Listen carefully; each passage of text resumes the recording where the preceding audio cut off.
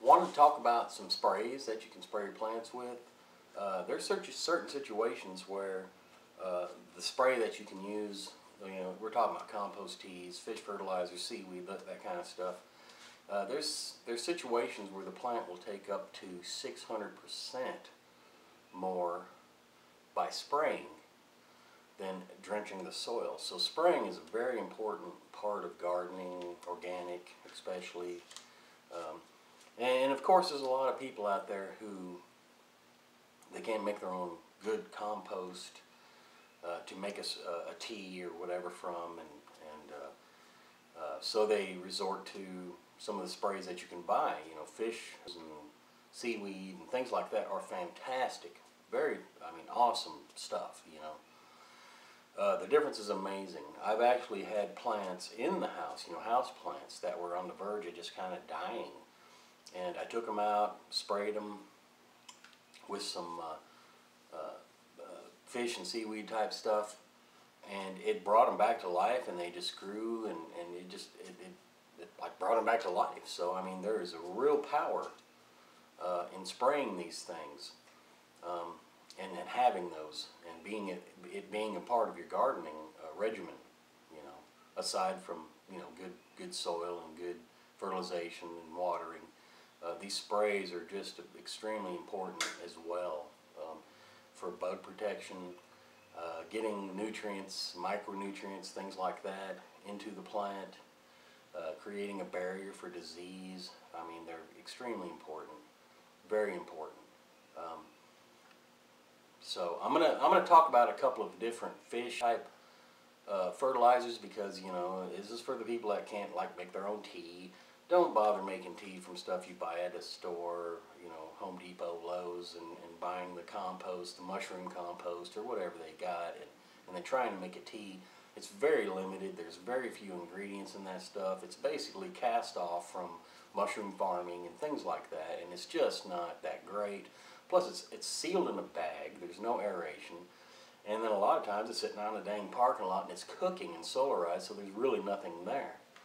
Your best bet, if you're going to be using something to make a spray with that's organic, is to buy one of these fish fertilizers, seaweed, and all that.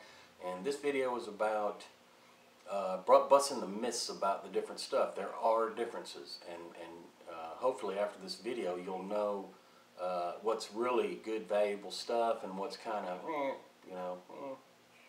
not so hot. Spend the money, get the good stuff, and it'll benefit you big time.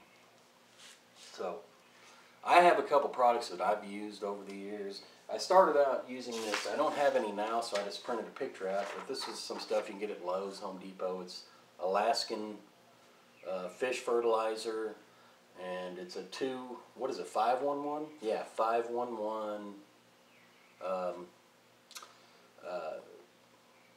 reading. It's not bad. It's better than not using it. I'll put it that way. But this really is not the best stuff at all. It has its limitations. It is organically certified and all that, and there's no harm in spraying it. It is going to be beneficial, but for your money, there is much better products that are actually totally different, that are called fish fertilizer, seaweed, and so on, extracts, and so on. So here I am. I'm going to, I guess my goal is to clarify the difference between these products, okay? And maybe help you make a good decision for your money, for the right stuff, okay? And the stuff I use is Neptune's Harvest. And this is a mix of fish and seaweed. It's 2-3-1, which is a little better in my opinion. It's not so high in nitrogen as it is in the other components. It's great for your seedlings, absolutely awesome for that. And your plant through its whole life. It's really great. It's not too high in any one thing. 2-3-1 is very weak, so you can spray this a lot. And this stuff really penetrates the plant. It really loves it, okay? And then at the end of this video, I'm going to explain to you how you can actually make this even better, how to boost it with your spray, okay? So let's get into some mundane details about this stuff. Done a lot of study. Didn't know better really till a couple years ago. I didn't understand there was much of a difference between fish fertilizers and sprays and seaweeds and this and that. You know, I figured, heck, I'm doing good by getting any of those, and you are. But the differences are amazing. How the stuff is processed, what to look out for, and what to know. And the price, you know, obviously is a big difference. You know, a gallon of this Alaskan fish fertilizer, if you really searched hard or you kind of lucked out, you might get that gallon, which is a concentrate, for, you know, $15, $14, $15, maybe less. You know, it depends. There's sales, there's all kinds of situations. This stuff is pretty prevalent in Home Depot, Lowe's, Walmart's, and sometimes you can catch it on sale. It might be by the quart, it might be by the gallon, it might be by, you know, a smaller bottle. So, I mean, this stuff is pretty relatively cheap and appealing, you know. On the other hand, Neptune's Harvest, I can guarantee you, you're going to pay, at best, you know, if you're lucky and search around and what all, you might get this bottle for about $35 with plus shipping, or maybe you can get a deal, you know, I mean, you just got to search and look around. And I think I've spent, with shipping and everything, for this bottle, this gallon bottle, it was around $36 or something like that. And to a lot of people, that's like, whoa, that's quite an investment, $36 in just some spray. Well, this is concentrate, just like the Alaskan fish fertilizer. This will actually make 128 gallons of spray. I mean, good spray, which equates to 35 cents a gallon. And trust me, if you're going to spray on a regular basis, you're going to go through gallons of this stuff.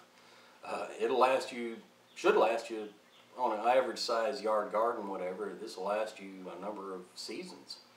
And you're spending 35 cents a gallon of spray. And a gallon of spray darn near covers my little garden. So it's, the difference is worthwhile, and that's what I'm going to explain, why this is a better deal, to be honest, okay?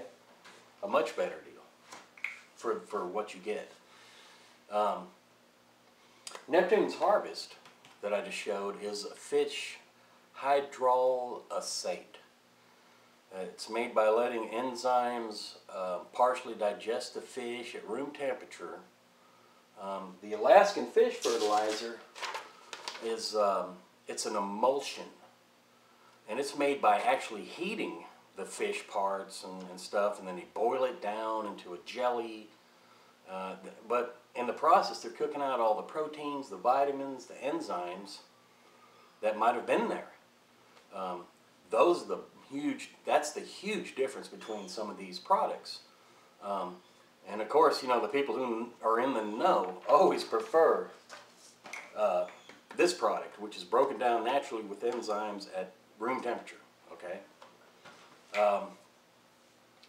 Now, this stuff, the fish emulsion, it comes from a number of sources, but the majority of it, I mean, 100% of this stuff, the Alaskan, it comes from one of two sources: the fish meal trade and the fish canning industry. Asian countries, the onboard ships. I'm sure you guys have seen that stuff on Discovery. You know, the onboard shipping fish are being processed, and you know, and all that waste and all that kind of stuff.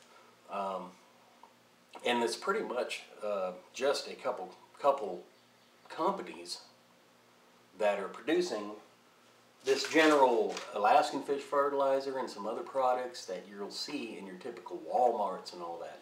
This stuff is produced off seas.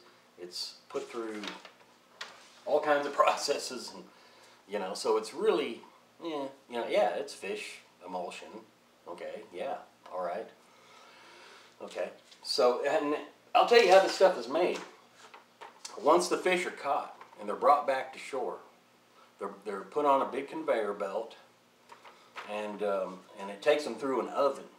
They're cooked at 210 degrees. Then they're fed through this screw press, where the liquids and the oils are pressed out, and then the solids go on to be processed on into fish meal, animal feed, and stuff like that. Okay. in reality, this liquid is more valuable than petroleum, with pure fish oil selling for twice the price of crude oil. So, I mean, this is big business, okay? And the liquid, it's called stick water. It's placed in a centrifuge, and then the fish solubles that come out are boiled down, again, down to a thicker, gummier solution that is sold as fish emulsion, okay? To make it viable, a small amount of phosphoric acid, the stuff that's in like Coke, soft drinks and stuff, it's added to drop the pH of the solubles down to 4.5 pH or so. Without that stuff, it would decay and just put off gases. It would get nasty. So they have to put this phosphate in there, okay? But at this point, it's still considered 100% organic. It's sold on the market. It's just sold as a product like orange juice and you know, pork and crude oil and, you know, all that kind of stuff. That's what it is. You know, so it's kind of this highly processed stuff that's, you know, a lot of the energy's been taken out of it. Okay. And a lot of it's sold to animal food companies. It's used as protein for animal crops. And of course it's sold to companies like Alaskan Fish Fertilizer. It's Walmart versus an organic operation. You know, the difference between this and this is really big, you know, from the get-go. You know, Alaskan Fish Fertilizer, after they receive their rail cars of product,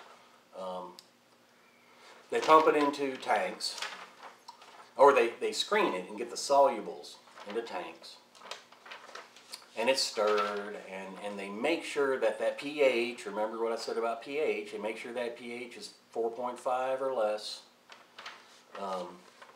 and they'll add phosphoric acid to get it around that pH level.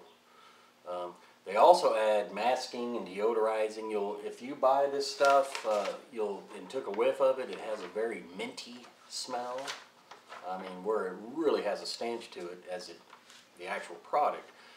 So they'll add that kind of stuff to it, and they'll pump it into filler tanks, through filters, and all that kind of stuff, and then it's canned and it's shipped to Walmart and Lowe's and places like that. Okay? Without the additive, the emulsion would create a fermented gas. It could actually explode if you put the stuff in a glass bottle without those amendments, those non-organic amendments.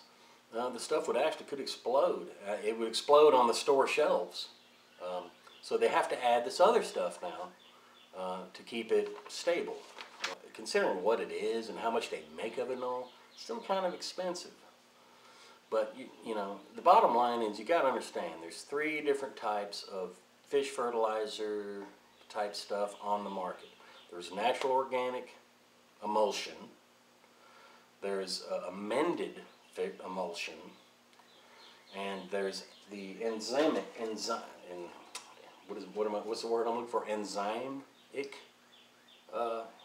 fertilizers. Okay? Naturally made. There's other brands like K-Grow that's sold in Kmart and Walmart. And same stuff, same processed oils, and they've tried to make it into this, you know, this good stuff. And the enzymatic, which is the way this stuff is made, it has the fish scraps are placed in a steel vat, and the enzymes are added, and that creates, allows it to break down naturally. Then the remaining stick water, as I mentioned before, is what it's called. I don't know why, but it's called stick water. It has the oil skimmed off of it, and at that point you get that MPK of, you know, 231, 251, somewhere in that range at that point. Well, once it's broken down, the enzymes die. And the pH has to be lower than 4 for this to happen. And then they add potash to raise that pH up to about 4.5. That's what the ideal range for this type of stuff. Okay. The amended fish emulsion is less expensive because any fish solubles can be used, which are less expensive than the higher quality ones, required for some of the other fertilizers. Enzymatic fertilizer is much more expensive to manufacture. It's bottled where it was manufactured, which is another big difference. The stuff is bottled straight from where it's made. It just uses, it doesn't use chemical enhancements to raise that pH. So, bottom line is, like this stuff here, Neptune's Harvest, it's not boiled or heat treated. It's enzymatically digested from a cold process. It's a better fertilizer than emulsion. The acid is added in the process for the purposes of lowering the pH and making the enzymes and bacteria go to sleep. If they didn't use the enzymes, the bacteria would keep on working, use up all the oxygen in the container, and it would just go to the anaerobic, and it would stink and just be nasty. So, the pH in all organic fertilizers, of these types of fertilizer, are done this way for the purpose of shelf life and putting the bacteria to sleep. Okay. The heating process of the emulsions, which is this stuff, the heating process, it kills the effectiveness of the amino acids and all that, and that's what makes this stuff better. It's cold processed, put to sleep, shake it up good, mix her up and spray, and you've got a good live, good product. And like I said, yeah, it's $35, $38. If you paid $40 for this gallon, you get 128 at full strength now. Using the concentrate at full strength with water, you get 128 gallons of spray, which comes down to about 35 cents a gallon. Versus using this stuff, you'd have to spray many gallons of this stuff to even come close to reaching the effectiveness of something like this. Okay, now these ain't the only two products out there. There's tons of these out there. There's tons of these out there. There's stuff that's even more refined, even more expensive, or in the range, $45 a gallon. You can search online for some of the best. I really like this because it's a fish and seaweed combination. So it's, but let me tell you, the difference it makes is unbelievable. Like I said, I used to use this stuff. I didn't know any better. I'm like, oh, this is fish fertilizer, Alaskan. It's all-purpose, deodorized, and it's for all indoor and outdoor plants. It won't burn. I didn't care much for the 5-1-1. I wanted something that was a little more even. But I'm spraying this stuff, and I'm like, I kind of see it's some benefit. I'm seeing something. I tell you what. Once I started using this stuff, mixing up a gallon of this and spraying it, there was no doubt. I could see the differences. The differences were immense. Thanks for watching. I know my videos are I'm a little opinionated, but I back up my opinions with fact as best I can. I research things, I really put a lot into it, and I like to put it out there. I like the research. I enjoy that part of it, and why not share it, okay? And I really do study it, and I take opinions, but most of my research is done on, it's taken from actual official testings and studies and from manufacturers and things like that, not Joe Blow's blog and the Garden Forum and this and that, and people just spout everything. It's hard to decipher. So I'm out to put out good information that's got solid backing, solid background information. It's not all my own words, just research I've done. I mean, I'm taking a lot of what I'm telling you from research and papers and studies. So thanks for watching, and I'm going to try to do more informative videos like this with Epsom salts, calcium, blossom end rot, things like that. There's a lot of factors involved in those things that people don't understand. There's a lot of granny, well, we used to do this and this showed results, but people don't understand why or how or what they're actually doing. It might work, it might not. I'm here to kind of bust some myths a little bit and make it a little clearer to people, hopefully. Not to be all end all, master, know-it-all, but to provide clear information that people can take and then further research or experiment with or whatever. So thanks for watching, and I'll talk to y'all later.